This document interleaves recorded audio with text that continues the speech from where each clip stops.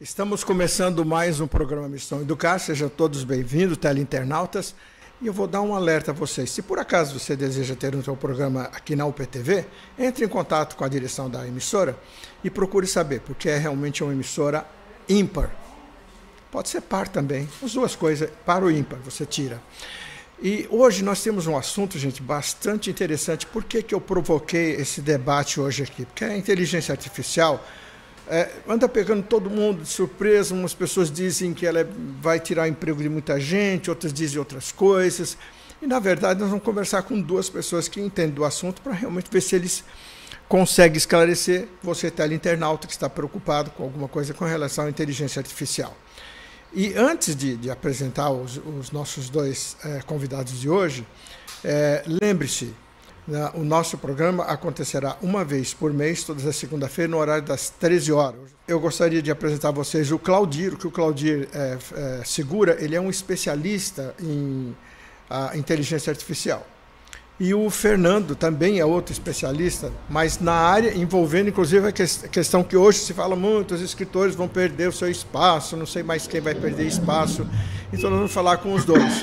Sejam bem-vindos, Valdir e Fernando. Nós vamos colocar um primeiro vídeo, por isso que eu inverti uma coisa, que é esse vídeo do Francisco Aires, ele vai dar uma percepção para a gente, realmente, do que ele questiona, como também entendido no assunto, e quantas vezes outros, ou talvez vocês dois mesmo, tenham questionado com relação a esse problema que traz o Francisco Aires.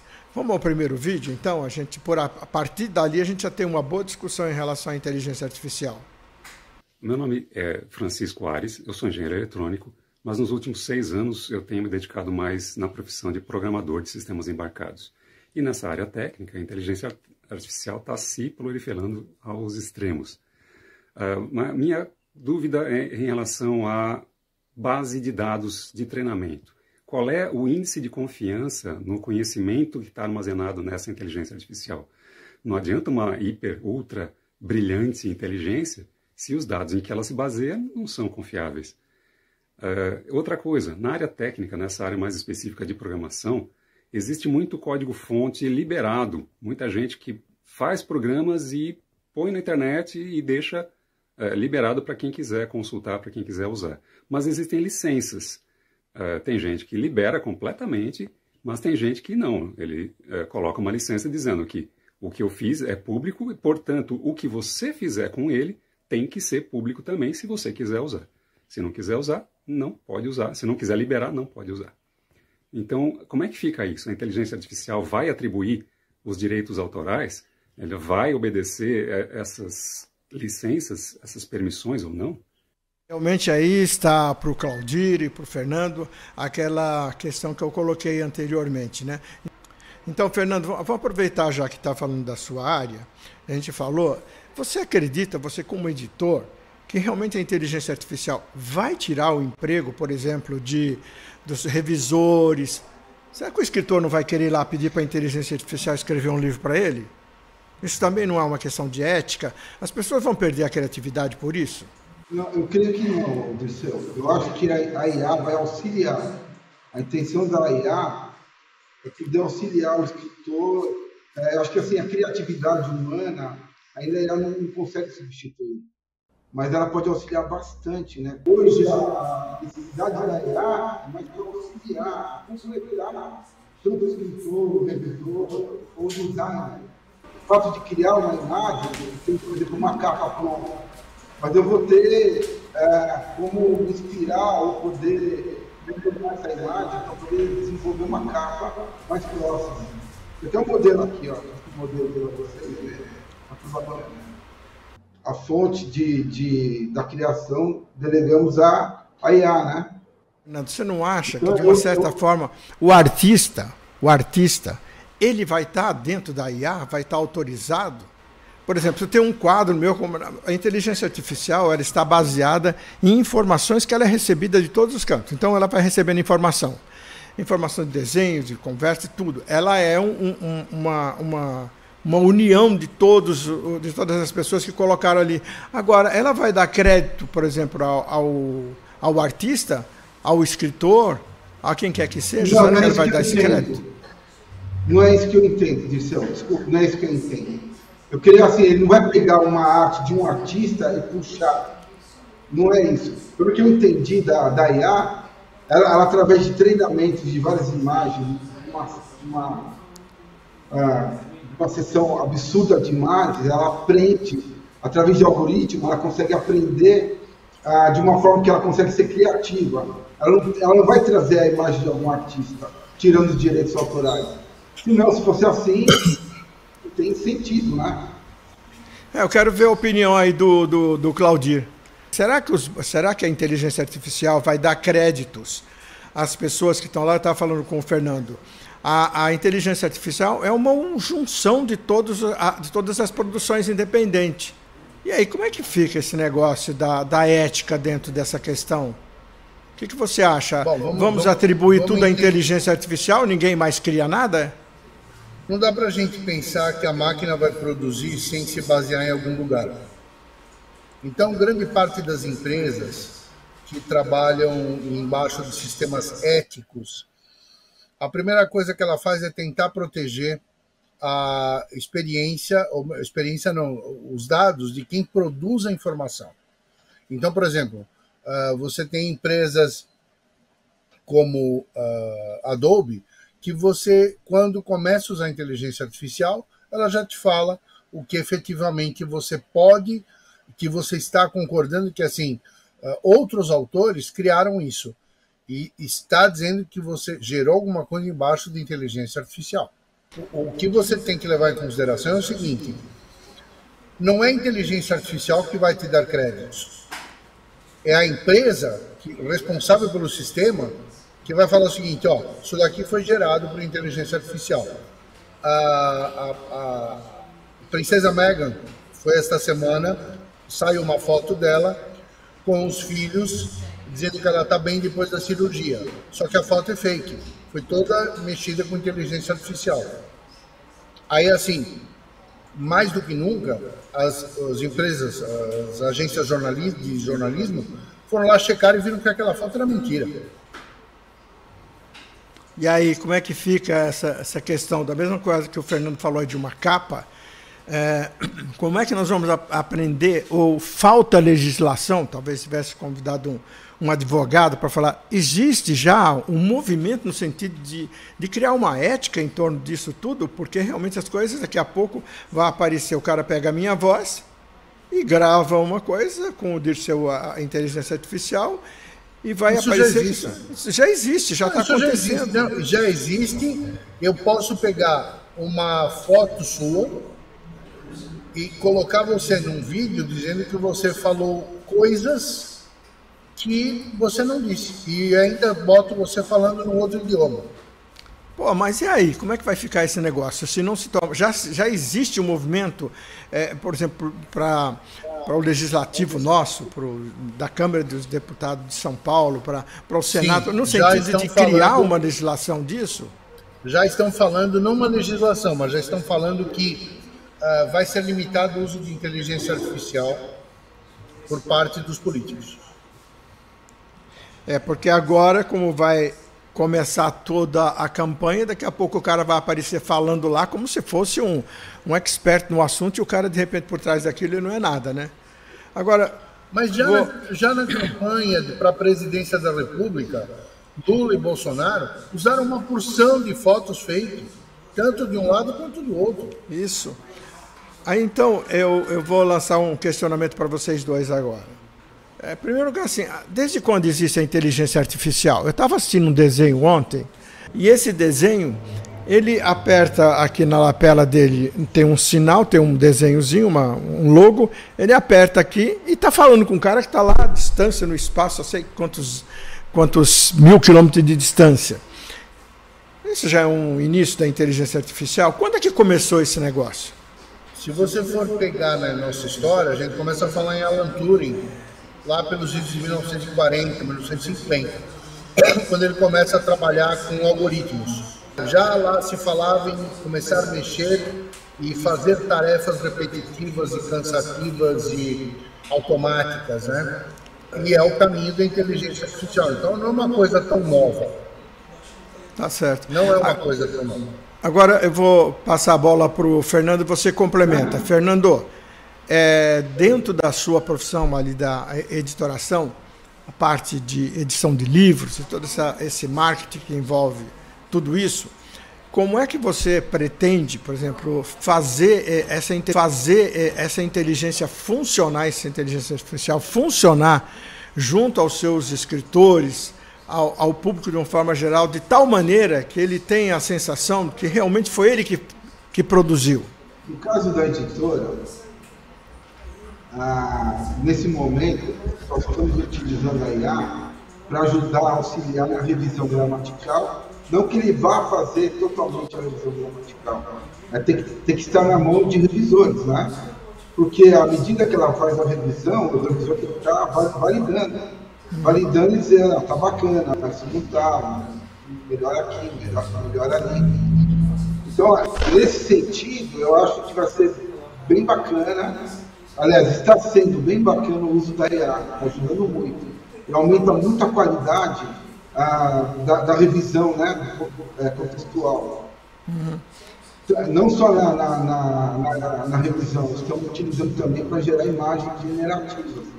O que seria imagem generativa? Acho que o Claudio pode validar isso. A IA ela cria a imagem através de algoritmos, mas ela não busca a imagem, ela não tira os direitos autorais de um autor, de um artista, mas ela gera, ela cria. E aí, a partir disso, é claro, o artista da editora, ele vai usar como uma inspiração a imagem, a parte da imagem, para poder desenvolver uma capa, por exemplo, como eu mostrei, né? Sim, sim. Agora, fazer o seguinte, ó, Claudir, você é professor em sala de aula. Se você pedisse um trabalho para um aluno teu, e de repente, como é que você vai desconfiar que ele usou a inteligência artificial? Qual é o procedimento? Que você tem um instrumento? Eu tenho um sistema. Hoje, a universidade disponibiliza um sistema para mim. Eu jogo o texto do aluno lá dentro, ele me checa se aquilo foi gerado por inteligência artificial, quais as fontes que ele pegou e quanto tem de porcentagem de cópia, para evitar qualquer tipo de plágio. Né? Legal esse programa. E aí, Fernando, você pode ter esse na tua editora também, para ver o engraçadinho lá do escritor que diz que ele produziu e ele lança lá e de repente, né? Você precisa pensar nesse programa que o Claudio falou. Se ele cria um livro com uma qualidade excepcional, dá para desconfiar. Né? Detalhe, você vê, eu já peguei trabalhos de alunos que escrevem maravilhosamente bem. E peguei 2, 3, 4 textos que foram gerados por inteligência artificial. Olha, eu peguei um texto meu, e joguei na inteligência artificial. Quando ela me devolveu o texto, falei, isso não foi eu que produzi, não tem nada a ver comigo. Desconsiderei. Aí eu falei para ela, o que você produziu não tem nada a ver com o texto que eu passei para você. Aí, conversando, a inteligência artificial meio que só faltou pedir desculpa para mim, porque a gente está vendo isso acontecer.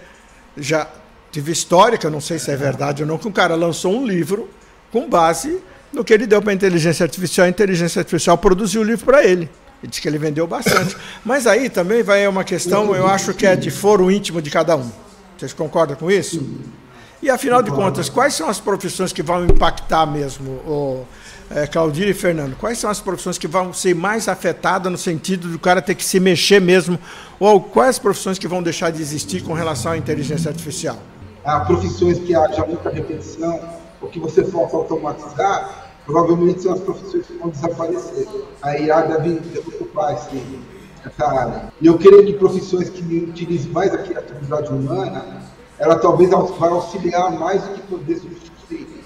Então, eu acho que na área da educação, ainda dá para trabalhar bem em conjunto com a IA, tem essa substituição, a não ser, como você disse, a IA acaba escrevendo o livro para o autor que gere o tema, entendeu?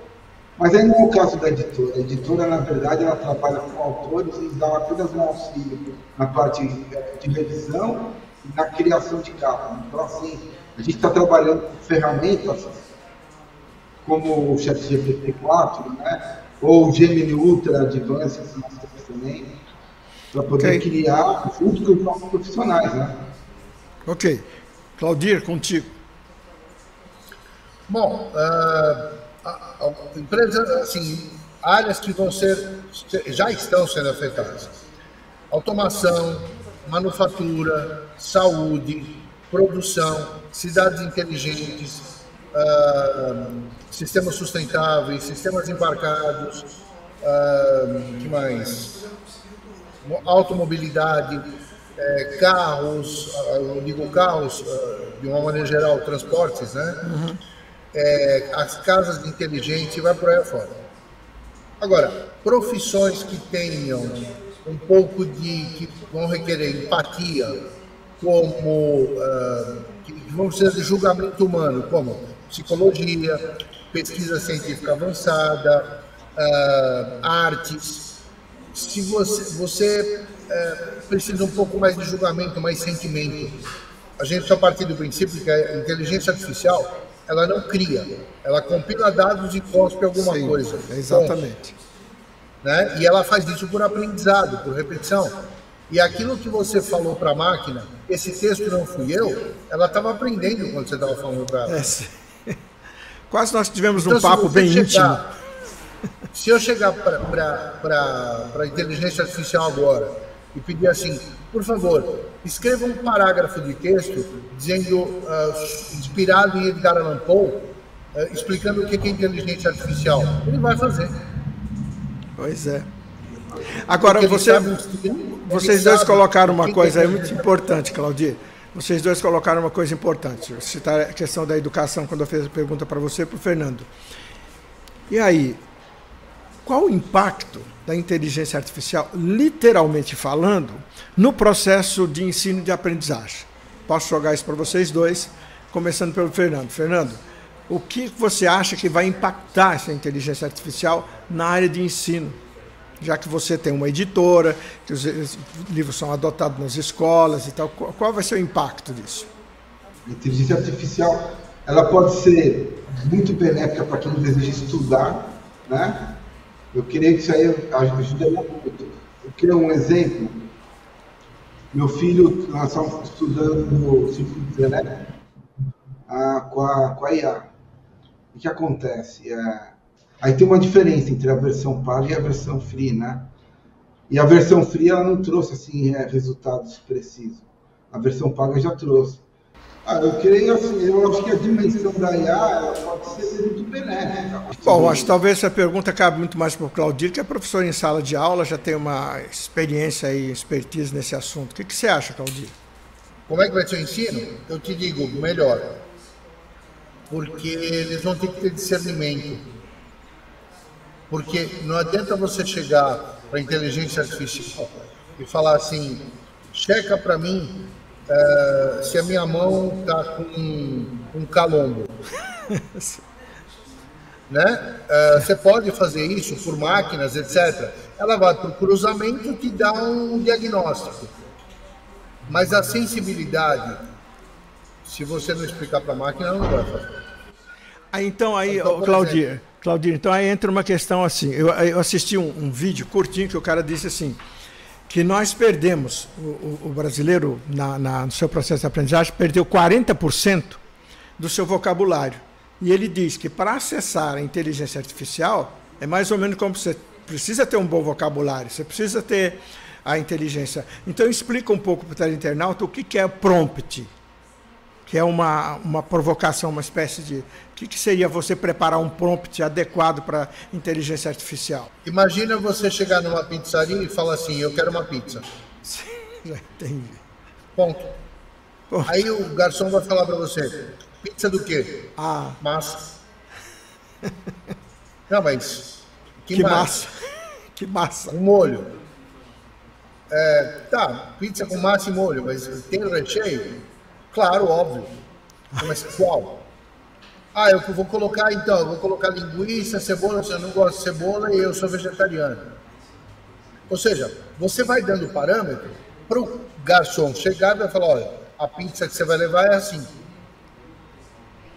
Agora, aí ele pega e te traz uma pizza imensa e bota em cima da tua mesa. Pum. Aí você fala, mas essa pizza não foi o tamanho que eu pedi. Não, o senhor pediu uma pizza. Nós servimos pizza de vários tamanhos. O senhor não especificou. Eu trouxe aquela que a gente acostumava a fazer. Então, em poucas palavras, o prompt nada mais é do que você conseguir explicar para a máquina aquilo que você quer de maneira a te devolver uma resposta satisfatória.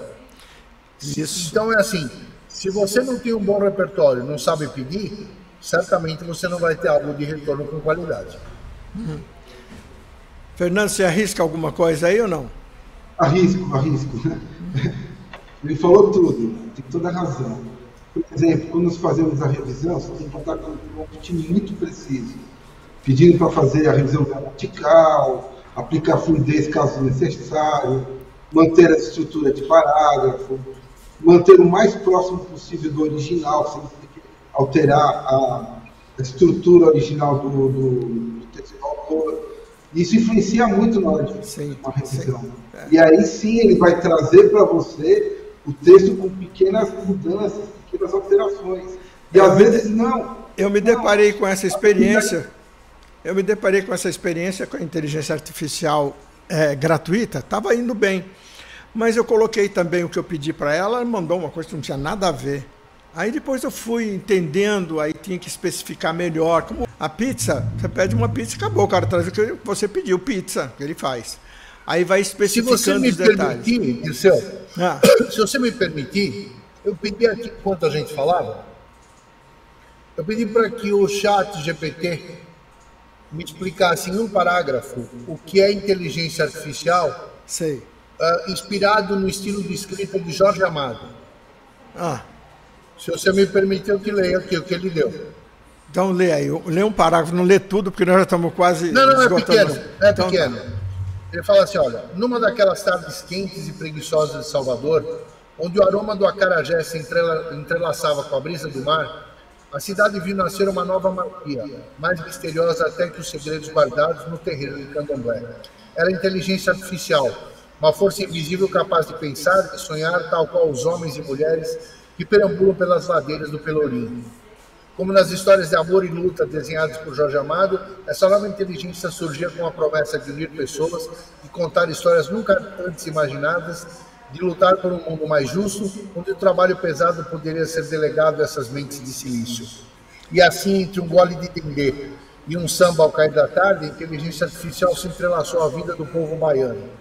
Isso aí, nos ouvidos dos netos e bisnetos de Gabriela, Tieta e Dona Flor, que um novo mundo está por vir, onde a magia e a tecnologia dançam juntas na mesma festa, sob o olhar sorridente de Jorge, o eterno contador de histórias. Pois é, você vai perguntar para a inteligência artificial, ela vai, se você colocar de novo, tirar uma ou duas palavras ali, já é o suficiente para ela alterar novamente. Se eu pedir sobre Edgar Allan Poe, sobre segundo a inteligência artificial, o que é IA, segundo o que o Dirceu pensa, ela vai dar. Dirceu, ela vai pegar qualquer Dirceu lá e vai te dar a resposta. Agora, gente, como nós estamos aí meio no final do nosso tempo, porque a gente aí encurtou um pouco o programa, então eu gostaria de que o Claudir, eu gostaria que você falasse durante 1 minuto e meio tudo que você não pôde falar até agora e depois passamos a bola para o Fernando. 1 minuto e meio. O que você não falou, o que você quer falar da inteligência artificial, o que você quer alertar aos professores, aos teleinternautas que podem estar em contato com vocês por algum meio? Primeira coisa que eu falo para todos os professores, não tenham medo da inteligência artificial. Ela é uma tecnologia, ela vem para ajudar todo mundo, só que você precisa ser amigo dela e fazer com que ela esteja ao seu lado. A pólvora não foi criada para criar arma. A pólvora foi feita para fazer fogos de artifício. Um belo dia, os refinadores de querosene e fabricantes de lampião começaram a desdenhar e falar mal na imprensa de um cara maluco chamado Thomas Edison, que estava fazendo uma tal de lâmpada incandescente, que ninguém jamais, em tempo algum, substituiria o lampião de querosene, a querosene, por uma tal de lâmpada incandescente. Eu acho que é isso, no fim das contas. Você precisa ter ao seu lado a tecnologia. Ela não vem com essa cara de vilão para destruir a humanidade. Quem destrói a humanidade é o homem. Perfeito. Perfeito, Claudinho. Perfeito. Parabéns. Você fez uma... Agora o Fernando. Fernando, vamos lá. 1 minuto e pouco para você. Pode falar. Eu concordo plenamente com o Claudir. A inteligência artificial, ela veio para ajudar muito. É uma tecnologia de ponta. Aliás, para mim é uma das maiores revoluções que existe. A IA, eu acho assim, é impressionante a qualidade de resposta, como ela pode auxiliar, até a inspirar. Agora, tem que saber utilizar, né? Você pode utilizar para o bem ou para o mal. Agora, vai depender de quem estiver utilizando. Eu acredito, por exemplo, para mim, aqui na editora, eu acho que é fantástica a IA. Claro, você tem que ter, os profissionais têm que estar treinados para poder usar de forma bem organizada, né, e precisa, para poder aplicar isso no trabalho. Que não seria apenas só copiar e colar, você pode estar mudando totalmente o contexto de obra do autor, né? Então, eu creio que, à medida que o revisor ele aplica a IA, ele tem que estar lendo toda a devolutiva da IA, para saber se aquilo está de acordo ou não, se vale a pena aplicar com uma revisão gramatical. Como nós estamos no nosso final do programa, quem sabe uma outra vez a gente volta a discutir isso num outro plano, numa outra dimensão. Eu quero agradecer ao Claudir pela colaboração, pela paciência, pelo tempo que teve que esperar, o Fernando também. Sabe que nós somos parceiros, não tem nenhum problema de a gente falar das coisas, tá certo? De uma próxima vez, conto com você também, Claudir. E conto com o Fernando. Por favor. E só para terminar, para dizer para vocês que a inteligência artificial é bem mais antiga do que vocês possam imaginar. No meu tempo de escola no interior de São Paulo, uma cidade chamada Ribeirão dos Índios, o professor pedia para a gente fazer um trabalho e a gente ia na inteligência artificial, que ela era muito restrita, a gente pegava um livro, pegava um jornal, pegava outras coisas e a gente recortava e montava uma imagem. Então a inteligência artificial já existe há muito tempo. Ela ampliou o seu poderio. Um grande abraço a vocês dois. E até a próxima. Acabamos nem dando tempo para colocar o outro vídeo, que eu acabei passando direto, não vi, que é um vídeo da Ana. Então vamos passar. A Liliana deu um agradozinho, ela vai passar o vídeo. É da Ana Angélica Soares Silva, lá da Bahia. A mulher é porreta na questão do assunto. Olá, professor Disseu. Olá a todos da UPTV, uma alegria estar de volta nesse programa fantástico de São Educar, hoje com uma temática incrível, né, que versa sobre inteligência artificial e com dois grandes debatedores, né, conhecedores do assunto, que é o Dr. Claudir Segura, né, e Dr. Fernando Rafael. Né. Essa temática, professor, vem mobilizando muito, né, na atualidade, a todos, em especial quem é da educação básica e do ensino superior. Mas a gente só tem que lembrar que é uma temática que já vem permeando o nosso cotidiano desde a década de 50, né? E hoje, em especial após a pandemia, eu acredito que se fez mais presente e se fez presente com um sentimento de desconfiança e, ao mesmo tempo, também com um sentimento de possibilidade. Então, assim, quando a gente pensa na inteligência artificial, hoje na educação, seja ela educação infantil ou ensino superior, pensamos imediatamente na possibilidade das trilhas de aprendizagem e nas possibilidades que nós, professores, educadores, psicopedagogos, temos na mão de fazer essa nova jornada de aprendizagem acontecer. Né? A questão da desvantagem, que todo mundo sempre muito fala, está relacionada apenas ao uso excessivo, né? À limitação. Mas no momento que a gente tem acesso e direciona para um caminho de favorecimento do nosso trabalho e de possibilidades, eu creio eu, de ampliar as possibilidades de aquisição do conhecimento da criança ou do sujeito, isso é fantástico. Mas eu estou daqui, né, daqui na Bahia, junto com outros, ouvindo, né, esses debatedores de hoje, que com sua expertise, junto com o senhor, vai dar assim, uma grande contribuição para ampliar o nosso conhecimento sobre inteligência artificial. Prezados teleinternautas, nós estamos terminando o programa Missão Educar e nós voltaremos no próximo mês na primeira segunda-feira do mês, e nós vamos continuar, não com esse assunto, mas vamos trazer outros assuntos ligados às diversas áreas do conhecimento e da educação, desde a pedagogia até a andragogia. Agradeço a todos pela atenção e lembrar mais uma vez para você. Você muitas vezes deve estar procurando, fala assim, como é que eu faço para ter um programa numa TV? É impossível. Não, contacte a UPTV através da Liliana Gonçalves, dialoga com ela, conversa, negocia, de repente você pode ter o seu programa aqui na UPTV. Um grande abraço a todos e meus agradecimentos ao Claudir e ao Fernando, à Ana Angélica e ao Francisco pela participação no programa de hoje. Um abraço a todos e até breve.